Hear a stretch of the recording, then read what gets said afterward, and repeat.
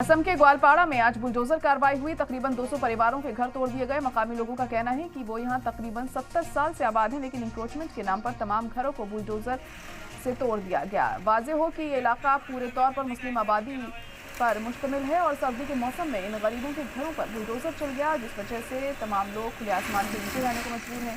ऐसे में सरकार से अपील की गई है कि इन्हें जगह बदलने के लिए कहीं और बसाया जाए। ये हमारा गोलपारा में ह्यूमन एलिफेंट कॉन्फ्लिक्ट बहुत अत्यधिक है एंड इसके कारण वन ऑफ द मेजर कारण हमारा एनक्रोचमेंट्स है।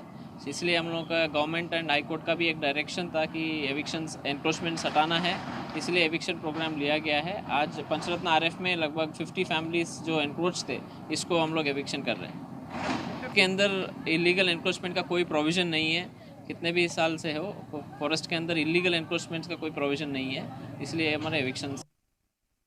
जो कुछ लोगों का जो सुना जा रहा है कि कुछ लोगों का कागजात है, यहाँ से कई सालों से वहाँ पे रह रहे थे लोग, और जो अभी जो है एक सर्दी का मौसम है, लोगों का दूसरे जगह में रहने का कोई ठिकाना नहीं। जो ठिकाना था कुछ करके जो एक घर, गरीब लोग जो एक घर बना पाते हैं, पूरी ज़िंदगी की कमाई जो जोड़ कर जो है घर बना पाते हैं, उस घर को जब तोड़ दिया जाता है, बहुत ही दर्दनाक सिचुएशन होता है। ये दिखा नहीं जाता है, लेकिन सरकार जो है इस बातों को कुछ भी नज़रअंदाज करके जो है लोगों के ऊपर ऐसे अत्याचार कर रहे हैं।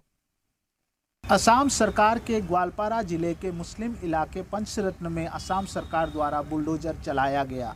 कम से कम 200 लोगों के घर बार तोड़े गए हैं।